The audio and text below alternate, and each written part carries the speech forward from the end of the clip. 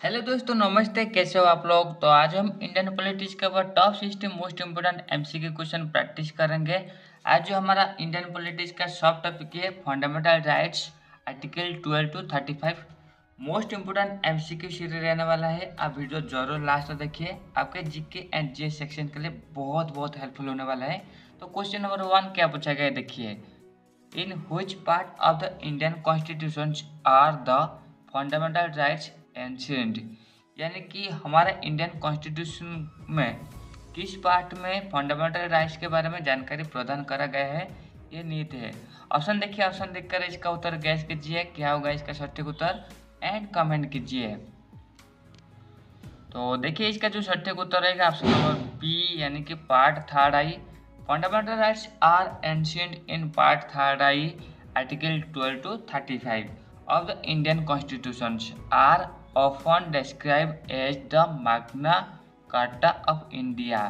यानी कि fundamental rights हमारा संविधान में पार्ट थर्ड आई में है और इसमें आर्टिकल 12 टू 35 निहित है और इसे ऑफन और क्या कहा जाता है, मैग्ना कार्टा ऑफ इंडिया कहा जाता है। ठीक है, तो नेक्स्ट क्वेश्चन चलिए क्या पूछा गया देखिए। Which articles of the constitution deals with fundamental rights? हमारा कॉन्स्टिट्यूशन का कौन सा अनुच्छेद जो फंडामेंटल राइट्स से संबंधित है? ऑप्शन देखिए, ऑप्शन देखकर इसका उत्तर गैस कीजिए, क्या होगा इसका सटीक उत्तर। तो देखिए इसका जो सटीक उत्तर रहेगा ऑप्शन नंबर बी, यानी कि article 12 to 35। Article 12 to 35 contents provisions related to fundamental rights. ये जो आर्टिकल 12 टू 35 ये प्रोविजंस दिया है, यानी कि रखा है किसके बारे में, फंडामेंटल राइट्स के बारे में। ठीक है, तो नेक्स्ट क्वेश्चन क्या पूछा गया देखिए। Fundamental rights are often describe as the, fundamental rights को और किस तरह डिस्क्राइब करा गया है? ऑप्शन देखिए, ऑप्शन देखकर इसका उत्तर गैस कीजिए, क्या होगा इसका सटीक उत्तर। तो देखिए इसका जो सटीक उत्तर रहेगा ऑप्शन नंबर बी, यानी कि इसे मैग्ना कार्टा ऑफ इंडिया की तरह डिस्क्राइब करा गया है। यानी कि fundamental rights are called Magna Carta of India because they guarantee basic freedom to citizen. यानी कि फंडामेंटल राइट्स को हमारा संविधान में एक मैग्ना कार्टा ऑफ इंडिया कहा गया है। पर क्यों? क्योंकि the guarantee basic freedom to citizen, citizens को बेसिक फ्रीडम जो है ये प्रदान कर रही है। नेक्स्ट क्वेश्चन क्या पूछा गया देखिए। In which year did Indian national Congress adopt a resolution on fundamental rights? यानी कि किस ईयर, किस मसीहा में इंडियन नेशनल कांग्रेस जो फंडामेंटल राइट्स के ऊपर रेजोल्यूशन हुआ था उसे अडॉप्ट किया था? ऑप्शन देखिए, ऑप्शन देखकर इसका उत्तर गैस कीजिए, क्या होगा इसका सटीक उत्तर। तो देखिए इसका जो सटीक उत्तर रहेगा ऑप्शन नंबर बी, यानी कि 1931। यानी कि the Karachi sessions 1931 of the Indian national Congress presided bye Sardar Patel adopted A resolution on fundamental rights. यानी कि 1931 में जो कराची सेशन हुआ था इंडियन नेशनल कांग्रेस के द्वारा, और इसका अध्यक्षता कौन किया था? सरदार पटेल जी ने किया था इसे। और इस अधिवेशन के द्वारा, इस सेशन के द्वारा इस रिजोल्यूशन को अडॉप्ट करा गया था फंडामेंटल राइट्स के ऊपर। जो रिजोल्यूशन हुआ था इसे अडॉप्ट करा गया था। तो नेक्स्ट क्वेश्चन क्या पूछा गया देखिए। वो presided over the 1931 Karachi sessions of the Indian national Congress. Indian national Congress के द्वारा जो 1931 में कराची सेशन हुआ था, इसका प्रिसाइडेड यानी कि जो अध्यक्षता किए थे वो कौन किए थे? ऑप्शन देखिए, ऑप्शन देखकर इसका उत्तर गैस कीजिए, क्या होगा इसका सटीक उत्तर। तो देखिए इसका जो सटीक उत्तर रहेगा ऑप्शन नंबर सी, किसने किया था ये अध्यक्षता, जो कि है सरदार पटेल जी। Sardar Vallabh Bhai Patel presided over the 1931 Karachi sessions where a resolution on fundamental rights was adopted. वहाँ पर क्या हुआ था, फंडामेंटल राइट्स के ऊपर जो रिजोल्यूशन हुआ था उसे अडॉप्ट करा गया था कराची सेशन में, जो 1931 में हुआ था। ठीक है, तो नेक्स्ट क्वेश्चन क्या पूछा गया देखिए। Originally how many fundamental rights were there in the constitution? Originally मूल रूप से हमारा कॉन्स्टिट्यूशन में कितना फंडामेंटल राइट था?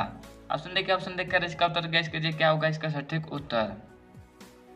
तो देखिए इसका जो सटीक उत्तर रहेगा ऑप्शन नंबर सी, यानी कि कितना था, जो कि 7। Initially the constitution guarantee 7 fundamental rights. Initially हमारा कॉन्स्टिट्यूशन 7 फंडामेंटल राइट हमें देता था।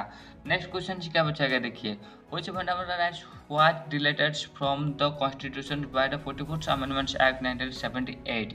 यानी 44th Amendments Act 1978 के दौरान हमारे कॉन्स्टिट्यूशन में किस प्रकार का फंडामेंटल राइट को डिलीट करा गया था, हटाया गया था। ऑप्शन देखिए, ऑप्शन देखकर इसका उत्तर गैस कीजिए क्या होगा इसका सटीक उत्तर, एंड कमेंट कीजिए। तो देखिए इसका जो सटीक उत्तर रहेगा ऑप्शन नंबर बी, यानी कि किस प्रकार का फंडामेंटल राइट्स को डिलीट करा गया था, जो कि राइट टू फीड प्रॉपर्टी का जो अधिकार, ये फंडामेंटल राइट को डिलीट करा गया था 44th अमेंडमेंट के दौरान। यानी कि right to property article 31 was deleted as fundamental rights by the 44th Amendments Act 1978। यानी कि ये जो अमेंडमेंट हुआ था 44th अमेंडमेंट 1978 को हुआ था। इस अमेंडमेंट दौरान राइट टू प्रॉपर्टी ये जो था आर्टिकल 31 में निहित था, इसे हटाया गया था एज फंडामेंटल राइट्स की तरह। ठीक है, नेक्स्ट क्वेश्चन क्या बचाएगा देखिए, after the 44th amendment the right to property become a. यानी 44th अमेंडमेंट के दौरान राइट टू प्रॉपर्टी ये जो अधिकार था ये क्या बन गया। ऑप्शन देखिए, ऑप्शन देखकर इसका उत्तर गैस कीजिए क्या होगा इसका सटीक उत्तर। तो देखिए इसका जो सटीक उत्तर रहेगा ऑप्शन नंबर सी, यानी कि ये एक लीगल राइट बन गया। यानी कि right to property is now a legal right under article 300A part XII। Part XII के तहत और आर्टिकल 300A के तहत इसे एक लीगल राइट की तरह रखा गया, और जो पहले राइट टू प्रॉपर्टी था यानी कि फंडामेंटल राइट्स था, इसे हटा दिया गया। नेक्स्ट क्वेश्चन क्या पूछा गया देखिए, presently how many fundamental rights are there in the constitution. Presently अगर हम बात करें तो हमारे कॉन्स्टिट्यूशन में कितने प्रकार का फंडामेंटल राइट है। ऑप्शन देखिए, ऑप्शन देखकर इसका उत्तर गैस कीजिए क्या होगा इसका सटीक उत्तर। तो देखिए इसका जो सटीक उत्तर रहेगा ऑप्शन नंबर बी, यानी कि 6। यानी कि after the deletion of the right to property, इसे डिलीट करने के बाद देयर आर 6 फंडामेंटल राइट्स। यानी कि कितने फंडामेंटल राइट रहा, 6। ठीक है, नेक्स्ट क्वेश्चन क्या पूछा गया देखिए, which article provides for right to equality। इनमें से किस आर्टिकल्स राइट टू इक्वालिटी ये प्रोवाइड कर रही है। ऑप्शन देखिए गैस कीजिए उत्तर क्या होगा इसका सटीक उत्तर। तो देखिए इसका जो सटीक उत्तर रहेगा ऑप्शन नंबर बी, यानी कि 14 to 18। आर्टिकल 14 से लेकर 18 तक ये राइट टू इक्वालिटी दर्शा रही है। Article 14 to 18 guarantee right to equality. ठीक है, 18। Next question, which article 19 to 22 deals with which fundamental rights. यानी कि आर्टिकल 19 से लेकर 22 तक ये कौन सा फंडामेंटल राइट से संबंधित है। ऑप्शन देखिए, ऑप्शन देखकर इसका उत्तर गैस कीजिए क्या होगा इसका सटीक उत्तर। तो देखिए इसका जो सटीक उत्तर रहेगा ऑप्शन नंबर ए, यानी कि ये किस फंडामेंटल राइट से संबंधित है, right to freedom. Right to freedom इस फंडामेंटल राइट से ये संबंधित है। Article 19 to 22 cover the right to freedom, यानी कि ये अधिकार को ये दर्शा रही है, कवर कर रही है, including the right to speech, movements and personal liberty. 19 से लेकर 22 तक जो आर्टिकल है ये राइट टू फ्रीडम को इंश्योर कर रही है। Next question, article 23 and 24 related to. Article 23 and 24 ये किससे संबंधित है। ऑप्शन देखिए गैस कीजिए उत्तर एंड कमेंट कीजिए। तो देखिए इसका जो सटीक उत्तर रहेगा ऑप्शन नंबर बी, ये किससे संबंधित है, राइट अगेंस्ट एक्सप्लॉयटेशन। ये किससे संबंधित है, एक्सप्लॉयटेशन से संबंधित है। आर्टिकल 23-24 प्रोहिबिट्स फोर्स्ड लेबर, ये निषेध कर रही है फोर्स्ड लेबर को, ट्रैफिकिंग एंड चाइल्ड लेबर को, ट्रैफिकिंग यानी किडनैपिंग को ये रद्द कर रही है, प्रोहिबिट निषेध कर रही है। एंड फोर्स्ड लेबर अब नहीं कर सकते हो, चाइल्ड लेबर नहीं कर सकते हो, इसे ये सुनिश्चित कर रही है। Next question, which articles provides for right to freedoms of religions. यानी इनमें से किस articles to right to freedom for religion को दर्शा रही है। यानी कि धर्म के ऊपर आपका जो फ्रीडम है उसे ये दर्शा रही है। ऑप्शन देखिए, ऑप्शन देखकर इसका उत्तर गैस कीजिए क्या होगा इसका सटीक उत्तर। तो देखिए इसका जो सटीक उत्तर रहेगा ऑप्शन नंबर ए, यानी कि आर्टिकल 25 से लेकर 28 तक ये हमारे रिलीजन का फ्रीडम से संबंधित है। Article 25 to 28 guarantees right to freedoms of religions. Next question क्या पूछा गया देखिए, cultural and educational rights are covered under. यानी कि हमारा जो कल्चरल एंड एजुकेशनल राइट है ये इस आर्टिकल को कवर कर रही है। ऑप्शन देखिए, ऑप्शन देखकर इसका उत्तर गैस कीजिए क्या होगा इसका सटीक उत्तर। तो देखिए इसका जो सटीक उत्तर रहेगा ऑप्शन नंबर बी यानी कि आर्टिकल 29 टू 30, यानी कि article 29 to 30 ensure the protections of minorities cultural and educational right. यानी कि ये क्या सुनिश्चित कर रही है, ये जो आर्टिकल 29 से तक 30 तक ये माइनॉरिटी को प्रोटेक्शन देना, हमारा कल्चरल को एंड एजुकेशनल राइट को प्रोवाइड कर रही है। Next question, article 30 article which guarantees the right of constitution remedies, यानी कॉन्स्टिट्यूशनल रिमेडी के ऊपर जो राइट है कौन सा आर्टिकल ये गारंटी दे रही है। ऑप्शन देखिए, ऑप्शन देखकर इसका उत्तर गैस कीजिए क्या होगा इसका सटीक उत्तर। तो देखिए इसका जो सटीक उत्तर रहेगा ऑप्शन नंबर बी यानी कि आर्टिकल 32, यानी कि article 32 gives citizen to right to move to the supreme court for the enforcement of fundamental rights, यानी कि फंडामेंटल राइट लागू करने के लिए, यानी कि फंडामेंटल राइट में अगर कोई भी हानि होता है आर्टिकल 32 के तहत कोई भी सिटीजन सुप्रीम कोर्ट जा सकता है, उसका अधिकार है। ठीक है, next question, who called article 32 the heart and soul of the constitution, यानी कि आर्टिकल 32 को किसने किया था कि soul and heart of the constitution, यानी कि सोल एंड हार्ट इस तरह कहा था किसने। ऑप्शन देखिए, ऑप्शन देखकर इसका उत्तर गैस कीजिए क्या होगा इसका सटीक उत्तर। तो देखिए इसका जो सटीक उत्तर होगा ऑप्शन नंबर बी यानी बी आर अम्बेडकर जी ने।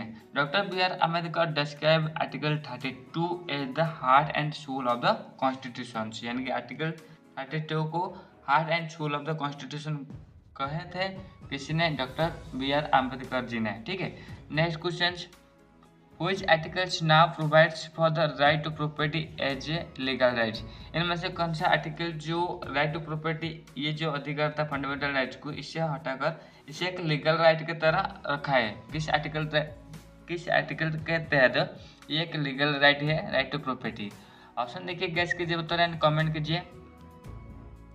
तो देखिए इसका जो सटीक उत्तर रहेगा ऑप्शन नंबर बी यानी कि article 300 A. Article 300 A part X to lie provides the right to property as a legal right, यानी कि ये क्या कह रही है, ये प्रॉपर्टी का जो अधिकार था इसे लीगल राइट की तरह मान रही है। ठीक है, next question, fundamental rights provides protection primary against, हमारा जो फंडामेंटल राइट्स है ये किस तरह का प्रोटेक्शन सुरक्षा प्रदान कर रही है और किस अगेंस्ट में। ऑप्शन देखिए, ऑप्शन देखकर इसका उत्तर गैस कीजिए क्या होगा इसका सटीक उत्तर। तो देखिए इसका जो सटीक उत्तर रहेगा ऑप्शन नंबर बी यानी कि स्टेट एक्शंस, यानी कि fundamental rights are enforceable against the state except in case of untouchability exploitations where individuals are also included, यानी कि स्टेट इसके ऊपर एक्शन नहीं ले सकते, फंडामेंटल राइट्स को हानि नहीं कर सकते, ये सुनिश्चित कर रही है। ठीक है, और जैसे कि केस किस तरह का केस हो गया, अनटचेबिलिटी हो गया, एक्सप्लॉइटेशन हो गया, except in the cases like that where individuals are included, यानी कि ये इस मामले में कोई एक ही व्यक्ति का कोई भी सिटीजन के ऊपर इस तरह का भेदभाव हो रहे हैं तो वो सुप्रीम कोर्ट भी जा सकता है। ठीक है, next question, which two fundamental rights are available against both state and private individuals, यानी कि इनमें से किस आर्टिकल जो फंडामेंटल राइट को अवेलेबल कर रही है अगेंस्ट किसके विरुद्ध, जो कि स्टेट एंड प्राइवेट के कोई भी व्यक्ति कोई भी संस्था उस व्यक्ति के विरुद्ध कुछ भी नहीं कर सकता है, यानी कि उस मामले में कौन सा आर्टिकल ये प्रदान कर रही है। ऑप्शन देखिए, ऑप्शन देखकर इसका उत्तर गैस कीजिए क्या होगा इसका सटीक उत्तर। तो देखिए इसका जो सटीक उत्तर होगा ऑप्शन नंबर बी एंड यहाँ पर क्या कहा गया है, article 17 and 23।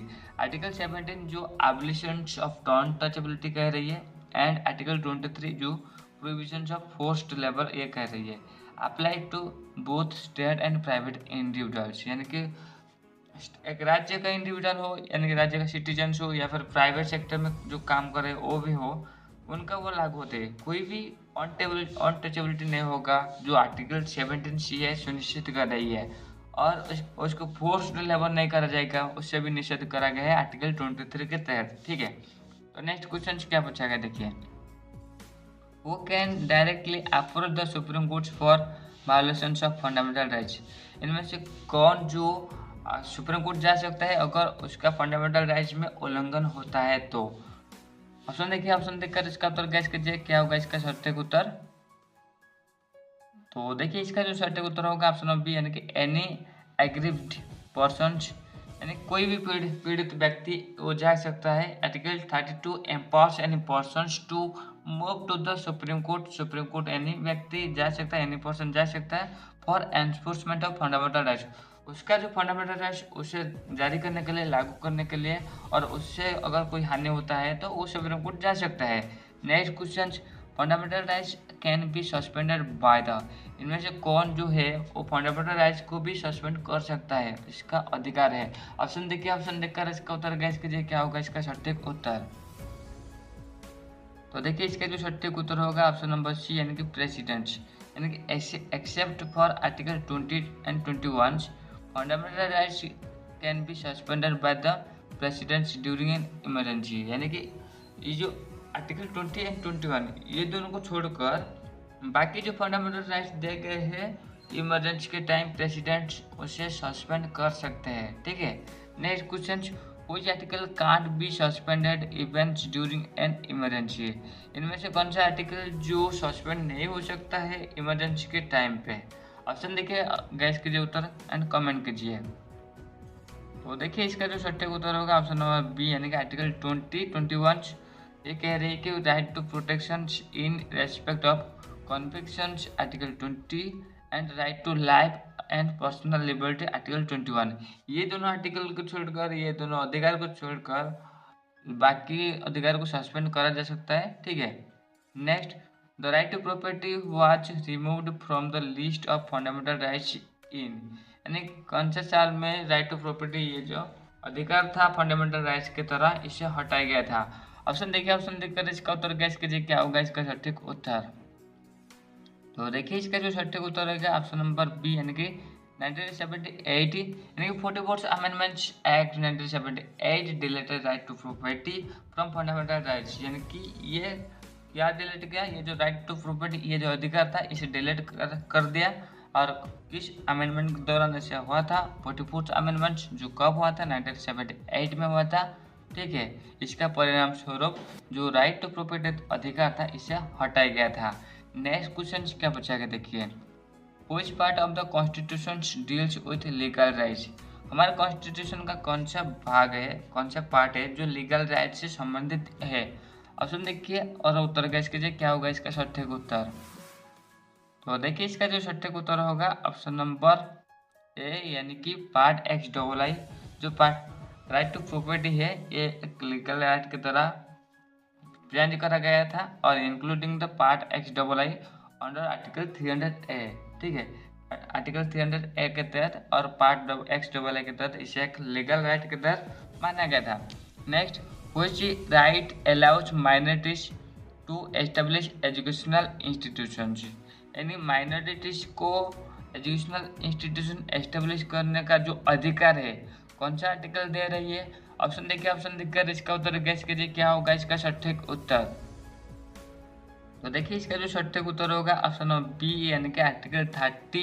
Article 30 gives minorities the right to establish and administrate educational institutions. यानी कि एजुकेशनल इंस्टीट्यूशन को प्रतिष्ठा करना और उसे चलाना, ये अधिकार आर्टिकल 30 दे रही है माइनॉरिटीज को, ठीक है। Next question, fundamental rights were inspired from. यानी फंडामेंटल राइट्स किससे प्रेरित होकर हम बनाए हैं, हमारे कॉन्स्टिट्यूशन में रखे हैं? ऑप्शन देखिए, ऑप्शन देखकर इसका उत्तर गैस कीजिए, क्या होगा इसका सटीक उत्तर? किस कंट्री से हम प्रेरित हुए हैं? तो देखिए इसका जो सटीक उत्तर होगा ऑप्शन नंबर ए, यानी कि अमेरिकन कॉन्स्टिट्यूशन से हम फंडामेंटल राइट्स को लिए हैं। यानी the concept of fundamental rights in India is inspired by the bill of rights of the USA. USA के यूएस कॉन्स्टिट्यूशन का एक है जो कि एक कॉन्सेप्ट है जो कि बिल ऑफ राइट्स, ठीक है। उसी कॉन्सेप्ट से हम प्रेरित होकर इंडिया में फंडामेंटल राइट्स रखे हैं। Next question, fundamental rights are enforceable by. यानी कि इनमें से किसके द्वारा फंडामेंटल राइट्स को जारी करा जा सकता है? ऑप्शन देखिए, ऑप्शन देखकर इसका उत्तर गैस कीजिए, क्या होगा इसका सटीक उत्तर? तो देखिए इसका जो सट्टे को उत्तर रहेगा ऑप्शन नंबर सी, यानी कि both supreme court and high court, यानी कि ये both supreme court and high court के द्वारा जारी करा जा सकता है। यानी कि article 32 and 226 allow both the supreme court and high courts to enforce fundamental rights. यानी कि आर्टिकल 32 सुप्रीम कोर्ट को अधिकार दे रही है, आर्टिकल 226 जो हाई कोर्ट को अधिकार दे रही है कि फंडामेंटल राइट्स को यह एनफोर्स कर सकते हैं। Next question, fundamental rights can be amended bye. Fundamental rights किस तरीके से अमेंडमेंट करा जा सकता है, संशोधन करा जा सकता है। ऑप्शन देखिए, ऑप्शन देखकर इसका उत्तर गैस कीजिए क्या होगा इसका सटीक उत्तर। तो देखिए इसका जो सटीक उत्तर रहेगा ऑप्शन नंबर बी, यानी कि कॉन्स्टिट्यूशन अमेंडमेंट, यानी कि संविधान की संशोधन के दौरान संशोधन करा जा सकता है। Fundamental rights can be changed only by a constitutional amendments, not by ordinary law. इसे एक संविधानिक संशोधन के दौरान चेंज करा जा सकता है, ना कि कोई ऑर्डिनरी लॉ की तरह। ठीक है। Next question, who can restrict fundamental rights of armed force for administrative reasons. यानी कि एडमिनिस्ट्रेटिव रीजन की वजह से कौन है जो फंडामेंटल राइट्स को एडमिनिस्ट्रेटिव, यानी कि आर्म्ड फोर्स का फंडामेंटल राइट्स को भी रेस्ट्रिक्ट कर सकते हैं। ऑप्शन देखिए, ऑप्शन देखकर इसका उत्तर गैस कीजिए क्या होगा इसका सटीक उत्तर। तो देखिए इसका जो सटीक उत्तर रहेगा ऑप्शन नंबर ए, यानी कि कौन ऐसा कर सकते हैं, जो कि है पार्लियामेंट। कौन कर सकता है, पार्लियामेंट। यानी कि पार्लियामेंट कैन रेस्ट्रिक्ट और modify the applications of fundamental rights to armed force, police और इंटेलिजेंस एजेंसीज। यानी कि आर्म फोर्स के लिए, पुलिस के लिए और इंटेलिजेंस एजेंसी के लिए जो फंडामेंटल राइट्स है उसमें बदलाव जो है वो कौन कर सकता है, पार्लियामेंट कर सकता है। ठीक है। नेक्स्ट क्वेश्चन क्या पूछेगा, देखिए the fundamental rights ensures. Fundamental rights क्या सुनिश्चित कर रही है। ऑप्शन देखिए, ऑप्शन देखकर इसका उत्तर गैस कीजिए क्या होगा इसका सटीक उत्तर।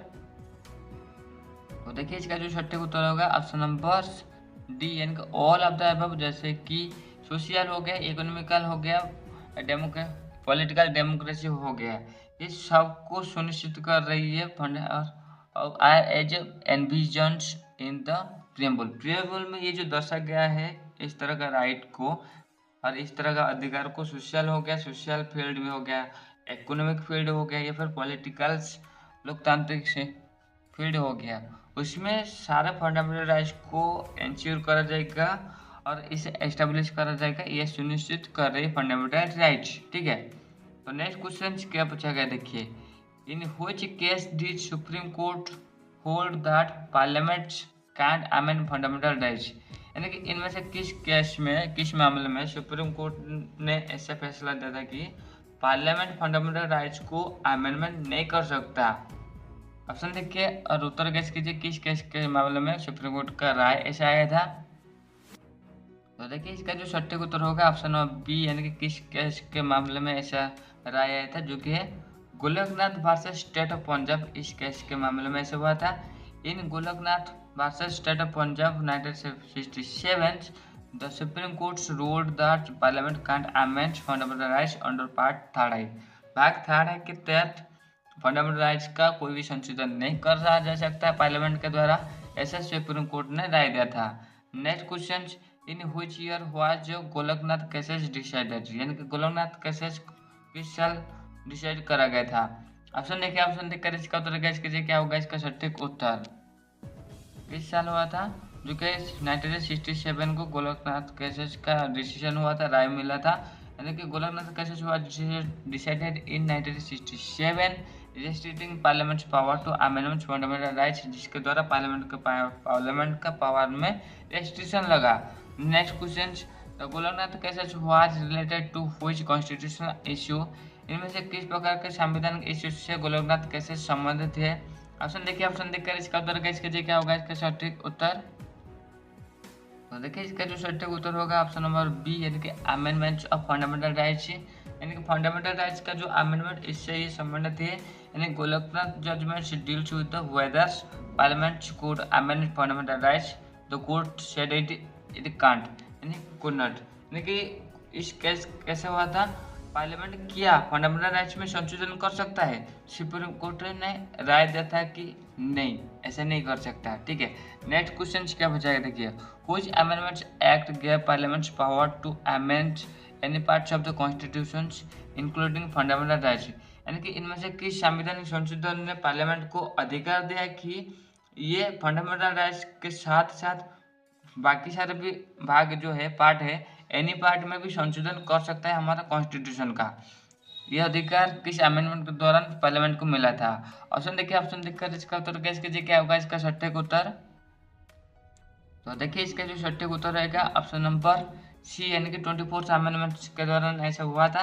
यानी 24th amendment act 1971 restores parliament powers, ये क्या कर रहा था, पार्लियामेंट पावर को रिस्टोर कर रहा था to amend any part of the constitution, यानी कि हमारे कॉन्स्टिट्यूशन का किसी भी पार्ट को अमेंडमेंट करने का जो अधिकार इसे मिल रहा था, इंक्लूडिंग फंडामेंटल राइट्स को इसमें शामिल करा गया था।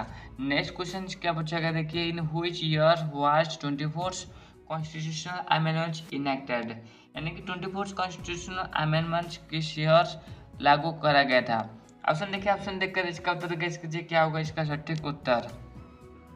तो देखिए इसका जो सटीक उत्तर होगा ऑप्शन बी, यानी कि 1971, यानी 24th amendment act was passed in 1971 to overturn the Golaknath judgment, यानी कि गोलकनाथ जजमेंट में जो आया था राय, उसको पलट दिया इसने, यानी कि 24th अमेंडमेंट एक्ट ये उस राय को पलट दिया। और ये कब पास हुआ था? 1971 में पास हुआ था। ठीक है, next question, which landmark cases introduce the basic structure of theory, यानी कि इनमें से किस मामले जो बेसिक स्ट्रक्चर थ्योरी का इंट्रोड्यूस किया था, किस ऐतिहासिक फैसले ने? ऑप्शन देखिए, ऑप्शन देखकर इसका उत्तर गैस कीजिए क्या होगा इसका सटीक उत्तर। तो देखिए इसका जो सटीक उत्तर होगा ऑप्शन नंबर बी, यानी कि किस ऐतिहासिक फैसले में बेसिक स्ट्रक्चर को मेंटेन करने का जो अधिकार है या फिर उसमें कोई बदलाव नहीं करा जा सकता, उस तरह का प्रावधान रखा, जो कि है केशवानंद भारती केसेस, यानी Kesavananda Bharati versus state of Kerala 1973 cases introduce the basic structures of doctrines. ये बेसिक स्ट्रक्चर, यानी बेसिक स्ट्रक्चर का जो सिद्धांत है उससे ये इंट्रोड्यूस करा था। अब तो कॉन्स्टिट्यूशन संविधान में ये रखा जाएगा। Next question, in which year was the Kesavananda Bharati cases decided, यानी किस ईयर केशवानंद भारती का केसेस जो है उसका राय आया था? ऑप्शन देखिए, ऑप्शन देखकर इसका उत्तर गैस कीजिए क्या होगा इसका सटीक उत्तर। तो देखिए इसका जो सटीक उत्तर होगा ऑप्शन नंबर सी, यानी कि किस ईयर ऐसा इसका फैसला आया था?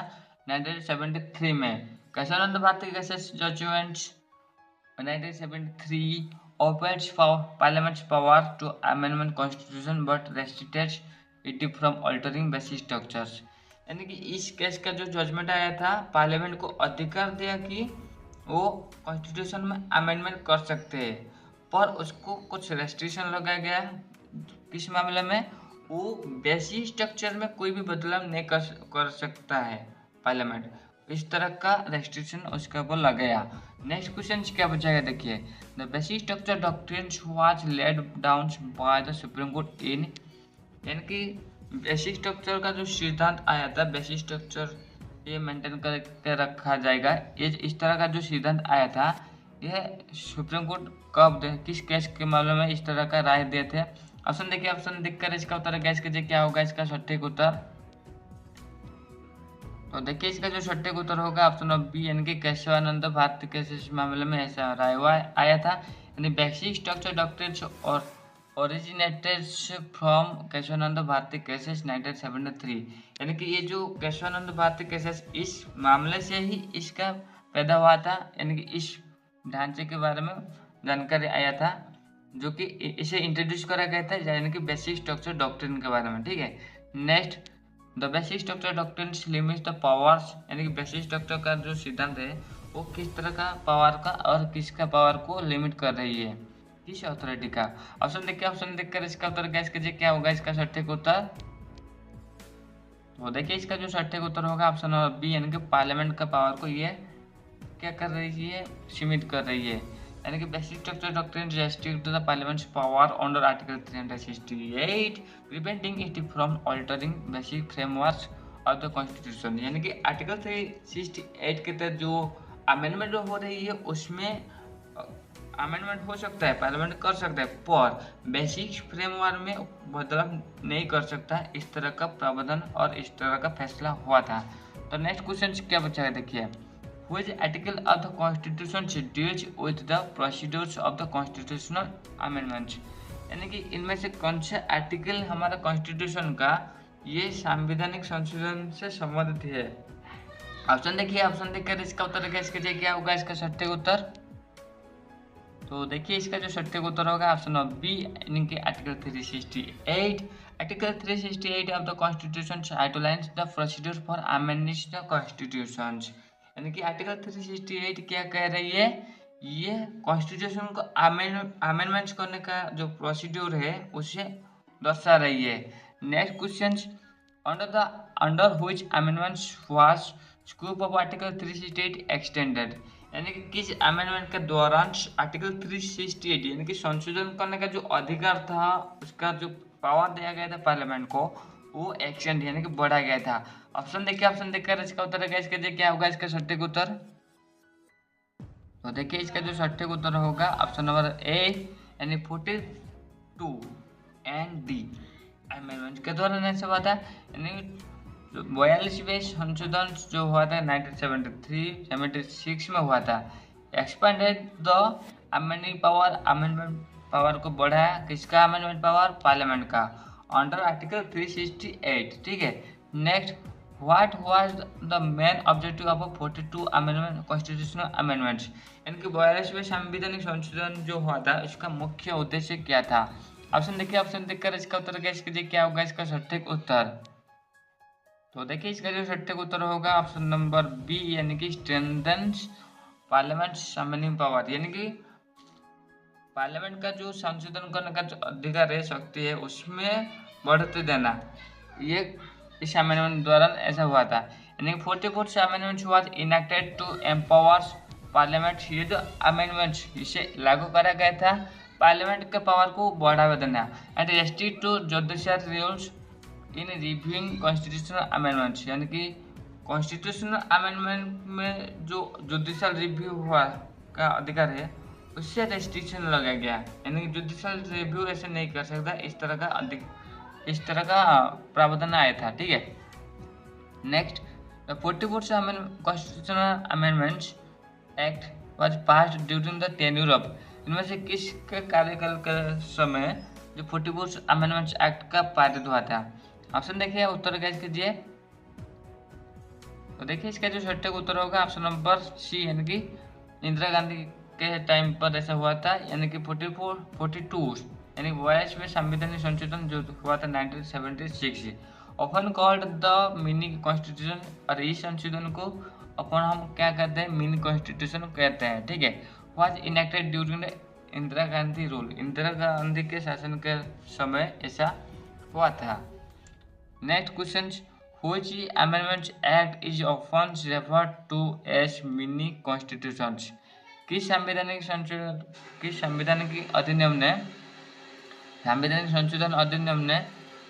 अधिनियम को मिनी कॉन्स्टिट्यूशन की तरह कहा गया है।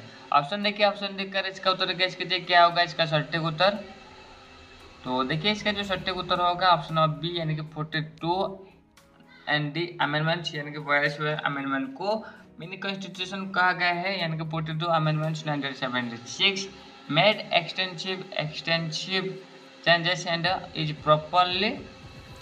Popularly called mini constitution. जिसे पॉपुलरली क्या कहा गया है, मिनी कॉन्स्टिट्यूशन कहा गया है। Next, what was placed beyond the purview of judicial review under the 42 amendments. यानी कि 42वें संशोधन के दौरान यानी कि किस मामले के ऊपर जो अमेंडमेंट होता है उसमें सुप्रीम कोर्ट या फिर जुडिशियल रिव्यू उसके ऊपर नहीं हो सकता है, उसे बियॉन्ड अमेंडमेंट करा जाएगा। जुडिशियल रिव्यू के बियॉन्ड अमेंडमेंट करा जाएगा किस मामले में, किस तरह का अमेंडमेंट को यहाँ पर कहा गया है। ऑप्शन देखिए, ऑप्शन देखकर इसका उत्तर गैस कीजिए क्या होगा इसका सटीक उत्तर।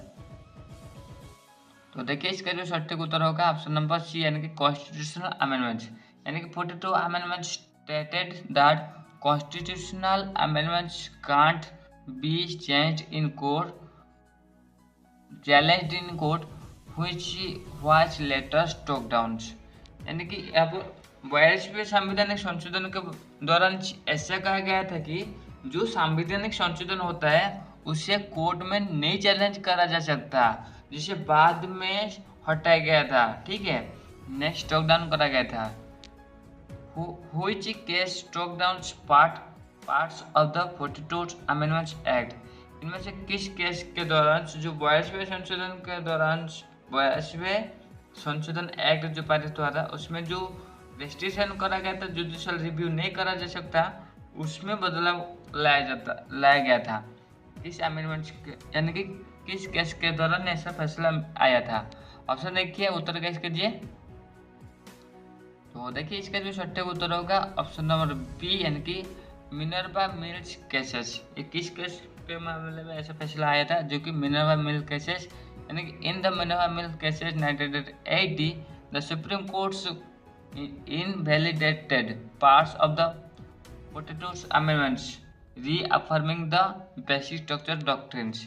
यानी कि एक क्या कहा, ये जो केसेस है मिनर्वा मिल्स केसेस, ये केस कब हुआ था, 1980 में हुआ था। ठीक है, इसमें जो डिसीजन लिया था सुप्रीम कोर्ट ने डिसीजन लिया था कि इनवैलिडेटिंग अ पार्ट्स, यानी कि 42वें संशोधन में जो ऐसा राय मिला था कि संशोधन नहीं करा जा सकता और उस मामले के ऊपर कोई भी जुडिशियल रिव्यू नहीं हो सकता, इस तरह का जो फैसला हुआ था उसमें चेंजेस लाया गया था इस केस के मामले में, और जो कि रीअफर्मिंग द बेसिक स्ट्रक्चर डॉक्ट्रिन, यानी कि बेसिक स्ट्रक्चर का जो सिद्धांत है उसमें चेंजेस लाया था, मॉडिफाई लाया था। ठीक है, next Minerva Mills cases was decided in which year, यानी कि मिनर्वा मिल केसेस किस मसीहा में इसका डिसीजन लिया गया था। ऑप्शन देखिए, ऑप्शन देखकर इसका उत्तर गैस कीजिए क्या होगा इसका सटीक उत्तर। तो देखिए इसका जो सटीक उत्तर होगा ऑप्शन नंबर सी यानी कि 1980 को इस केसेस का फैसला हुआ था, यानी कि Minerva Mills judgment was delivered in 1980 reinforcing, यानी कि यह किसमें पावर दे रही है, अधिकार दे रही है, बेसिक स्ट्रक्चर को एक ढांचा प्रदान कर रही है। अब the constitution can't be alter, यानी कि बेसिक स्ट्रक्चर में कोई भी बदलाव नहीं करा जा सकता है, इस केसेस के मामले में ऐसा फैसला हुआ था। ठीक है, नेक्स्ट क्वेश्चन क्या पूछा गया, देखिए what was the main issue in the Minerva Mills cases, यानी कि मिनर्वा मिल केसेस का जो मुख्य इश्यू क्या था। ऑप्शन देखिए, ऑप्शन देखकर इसका उत्तर गैस कीजिए क्या होगा इसका सटीक उत्तर। तो देखिए इसका जो सटीक उत्तर होगा ऑप्शन नंबर बी यानी कि amending powers of the parliament, यानी कि मेन इश्यू क्या था, पार्लियामेंट का अमेंडिंग पावर के ऊपर इश्यू था। जैसे कि the Minerva Mills cases examined whether parliament's amending power was unlimited, the supreme Court ruled it was not, यानी कि मिनर्वा मिल केसेस में ये जांच करा गया था कि क्या पार्लियामेंट का जो अमेंडमेंट करने का पावर ये असीमित है, सुप्रीम कोर्ट या फिर कोर्ट ने फैसला दिया था कि नहीं, पार्लियामेंट का असीमित पावर नहीं है अमेंडमेंट करने का। ठीक है, next which doctrines limits parliament's power to amend the constitution, यानी कि किस सिद्धांत ने लिमिट करा था पार्लियामेंट पावर को अमेंड करने का कॉन्स्टिट्यूशन को। ऑप्शन देखिए, गैस कीजिए। देखिए इसका जो सटीक उत्तर होगा ऑप्शन नंबर बी यानी कि डॉक्ट्रिन्स ऑफ बेसिक स्ट्रक्चर, यानी कि बेसिक स्ट्रक्चर का जो सिद्धांत आया था ये सुनिश्चित कर रही है that parliament can't alter core principles of the constitution, parliament core principle को कॉन्स्टिट्यूशन का कोर प्रिंसिपल में चेंज नहीं कर सकता। Next the basic structures doctrines was upheld in which later case after Kesavananda Bharati, यानी कि जो बेसिक स्ट्रक्चर को अवॉइड माने इससे पूरा दृढ़ता प्रदान करा गया था किस केसेस के मामले के दौरान से, आफ्टर केशवानंद भारती केसेस के बाद। ऑप्शन देखिए, ऑप्शन देखकर इसका उत्तर गैस कीजिए क्या होगा इसका सटीक उत्तर, जो कि है ऑप्शन नंबर ए, यानी कि मिनर्वा मिल्स केसेस। किस केसेस के दौरान इससे एक स्ट्रॉन्ग ढांचा मिल गया बेसिक स्ट्रक्चर को, यानी कि Minerva Mills cases 1980 reaffirm the basic structure doctrines. ये क्या करा, बेसिक स्ट्रक्चर डॉक्ट्रिन को रीअफर्म करा। Established in Kesavananda Bharati cases, और जिसे कब ऐसे एस्टेब्लिश करा गया था, केशवानंद भारती केसेस के दौरान इसका इंट्रोडक्शन करा गया था। Next, the conflict between parliament and the supreme courts over amending power is mainly about, यानी कि ये जो द्वंद्व सृष्टि हुआ था, ये जो कॉन्फ्लिक्ट सिचुएशन बना था सुप्रीम कोर्ट्स एंड पार्लियामेंट के भीतर अमेंडमेंट पावर के ऊपर, ये मेनली किस टॉपिक के ऊपर था। ऑप्शन देखिए, ऑप्शन देखकर इसका उत्तर गैस कीजिए क्या होगा इसका सटीक उत्तर। तो देखिए इसका जो सटीक उत्तर रहेगा ऑप्शन नंबर बी, यानी कि मेनली ये जो टॉपिक था, किस टॉपिक के ऊपर दोनों में संघर्ष हुआ था, जो कि है फंडामेंटल राइट्स के ऊपर, यानी कि main constitutional conflict has been over whether parliament can amend fundamental rights. Main जो कॉन्फ्लिक्ट था, या पार्लियामेंट फंडामेंटल राइट्स में बदलाव कर सकता है, इस टॉपिक के ऊपर सुप्रीम कोर्ट का राय मिला था। ठीक है। Next, the term basic structure was introduced by the supreme Court to, यानी कि बेसिक स्ट्रक्चर के ऊपर ये जो टर्म बेसिक स्ट्रक्चर, इसे इंट्रोड्यूस करा गया था सुप्रीम कोर्ट के द्वारा, और किस मामले के ऊपर या फिर क्या राय मिला था उस टाइम। ऑप्शन देखिए, गैस कीजिए क्या उत्तर बैठेगा यहाँ पर। तो देखिए इसका जो सटीक उत्तर रहेगा ऑप्शन नंबर बी, यानी कि लिमिट्स पार्लियामेंट अमेंडिंग पावर्स, यानी कि बेसिक स्ट्रक्चर को स्थिरता दिया जाएगा, और पार्लियामेंट का जो पावर अमेंडिंग पावर उसमें लिमिटेशन लगा गया था। यानी basic structure doctrines act as a constitutional safeguards, यानी कि ये जो बेसिक स्ट्रक्चर का सिद्धांत, ये संविधान कॉन्स्टिट्यूशन का एक सुरक्षा कवच की तरह काम कर रही है against the excessive use of parliament amending powers, यानी कि पार्लियामेंट का जो अधिकार था अमेंडमेंट करने का, उसमें लिमिट रखा गया कर दिया। ठीक है। Which articles gives parliament the power to amend the constitution, यानी इनमें से कौन सा आर्टिकल्स पार्लियामेंट को पावर दे दें कि कॉन्स्टिट्यूशन का संशोधन करने का। ऑप्शन देखिए, गैस कीजिए क्या होगा इसका सटीक उत्तर। तो देखिए इसका जो सटीक उत्तर होगा ऑप्शन नंबर ए, यानी कि article 368। Article 368 explicitly grants parliament powers to amend constitution, यानी कि ये एक्सप्लिसिटली ग्रांट कर रही है पार्लियामेंट के पावर को, यानी कॉन्स्टिट्यूशन का अमेंडमेंट करने के लिए। ठीक है।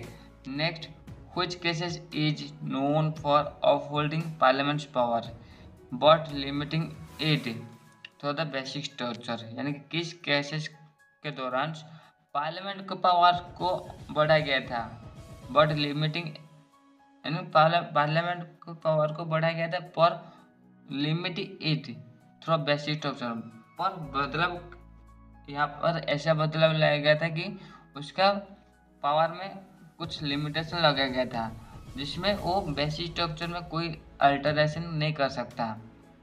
किस केसेस के मामले में ऐसा हुआ था, उत्तर गैस कीजिए।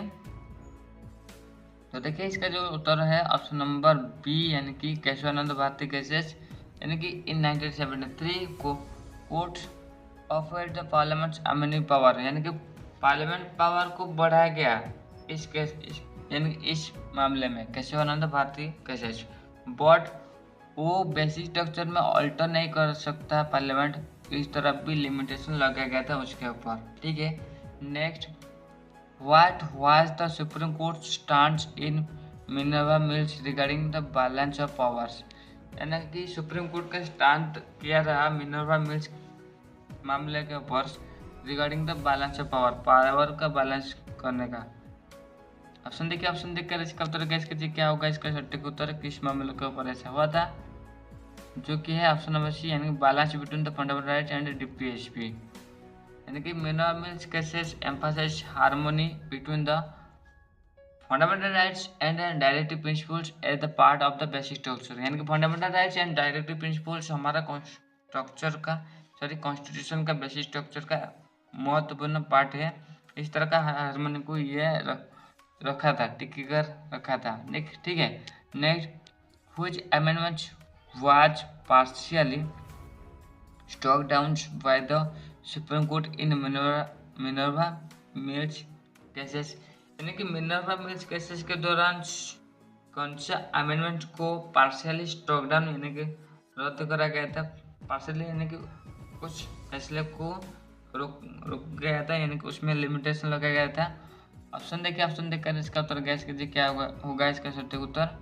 स्ट्रॉक डाउन यानी कि रद्द करा गया था, जो कि 44 अमेंडमेंट में ऐसा हुआ था। यानी कि the Minerva mills cases 1980 stroke down parts of the 42 amendments restoring judicial review.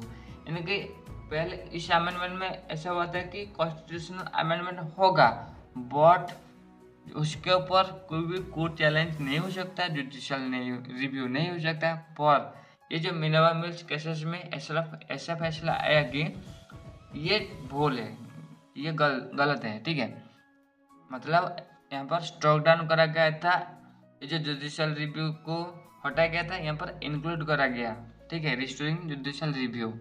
Next, judicial review is considered A part of, यानी कि जुडिशियल रिव्यू को किस तरह का अधिकार की तरह कंसीडर करा गया है। ऑप्शन देखिए, ऑप्शन देखकर इसका उत्तर गैस कीजिए क्या होगा इसका सटीक उत्तर। तो देखिए इसका जो सटीक उत्तर होगा ऑप्शन नंबर बी, यानी कि बेसिक स्ट्रक्चर की तरह इसे माना गया है। यानी कि बेसिक स्ट्रक्चर को स्थिरता देने के लिए जुडिशियल रिव्यू होना चाहिए, इस तरह का निर्णय आया था। Judicial review is essential elements of the basic structure of the constitution. यानी कि हमारे कॉन्स्टिट्यूशन का बेसिक स्ट्रक्चर में जो एसेंशियल एलिमेंट रखा गया था वो है जुडिशियल रिव्यू, ठीक है। Next, basic structure doctrine was first challenged and later reaffirmed in. यानी कि बेसिक स्ट्रक्चर डॉक्ट्रिन जो है ये फर्स्ट चैलेंज करा गया था एंड लेटर रीअफर्म्ड, और बाद में ये रीअफर्म करा गया था। किस केसेस के मामले में ऐसा हुआ था। ऑप्शन देखिए, ऑप्शन देखकर इसका उत्तर गैस कीजिए क्या होगा इसका सटीक उत्तर।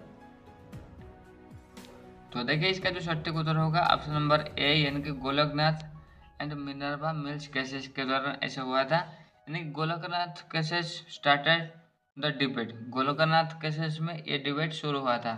The Minerva Mills cases reaffirmed the basic structure doctrine, पर मिनर्वा मिल्स केसेस में फाइनल जो निर्णय आया था बेसिक स्ट्रक्चर डॉक्ट्रिन के ऊपर, सिद्धांत के ऊपर, ठीक है।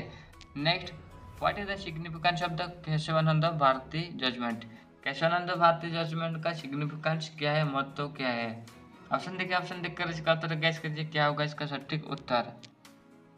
तो देखिए इसका जो सटीक उत्तर होगा ऑप्शन नंबर बी, इसका महत्व क्या है, इंट्रोड्यूस बेसिक स्ट्रक्चर डॉक्ट्रिन, यानी कि बेसिक स्ट्रक्चर डॉक्ट्रिन का इंट्रोडक्शन करना, ये जानकारी दे रही है। यानी कि Kesavananda Bharati judgement 1973 introduce the basic structure doctrine, ये बेसिक स्ट्रक्चर डॉक्ट्रिन को इंट्रोड्यूस करा। A corner stones of Indian constitutional law, जो कि कॉर्नर स्टोन क्या है, किसका है, इंडियन कॉन्स्टिट्यूशनल लॉ का है, ठीक है। Next, which of the following is not a part of basic structures, इनमें से कौन सा बेसिक स्ट्रक्चर का पार्ट नहीं है। ऑप्शन देखिए, ऑप्शन देखकर इसका उत्तर गैस कीजिए क्या होगा इसका सटीक उत्तर। तो देखिए इसका जो सटीक उत्तर होगा ऑप्शन नंबर सी, यानी कि फंडामेंटल राइट्स जो है, फंडामेंटल ड्यूटीज, ये बेसिक स्ट्रक्चर में एक हिस्सा नहीं है। Fundamental duties are important but not part of the basic structure, ये इम्पोर्टेंट है बट बेसिक स्ट्रक्चर का पार्ट नहीं है। और बेसिक स्ट्रक्चर में क्या क्या पार्ट आ जा रहे हैं, जैसे कि जुडिशियल रिव्यू हो गया, सेपरेशन ऑफ द पावर का डिस्ट्रीब्यूशन हो गया, ये बेसिक स्ट्रक्चर का हिस्सा रखा गया है, ठीक है। तो फ्रेंड्स ऐसा करते हैं आपको ये वीडियो बहुत हेल्पफुल हुआ होगा। अगर हेल्पफुल हुआ तो चैनल को like comment share and subscribe कीजिए, और इसका पीडीएफ पाने के लिए इस टेलीग्राम ग्रुप में ज्वाइन हो जाए, जिसका लिंक वीडियो डिस्क्रिप्शन में दिया गया है। और इस तरह बहुत सारे एमसीक्यू, यानी कि आज जो है इंडियन पॉलिटिक्स का क्लास नंबर 75 है, ठीक है। प्रीवियस ऑल क्लासेस देखिए, जरूर देखिए, जिसमें हम इंडियन पॉलिटिक्स के ऊपर जितने सारे भी सब टॉपिक है सब कवर किए हैं आपके जीके जीएस सेक्शन के लिए, और सारे गवर्नमेंट प्राइवेट एग्जाम के लिए बहुत हेल्पफुल होगा, और जनरल नॉलेज के लिए भी बहुत हेल्पफुल होगा, जरूर उसे देखिए। और हमें सपोर्ट करने के लिए आप हमें कुछ भी पेमेंट कर सकते हैं ताकि हम इस तरह वीडियो बनाए जारी रख सकते हैं। So guys, thank you for watching this video.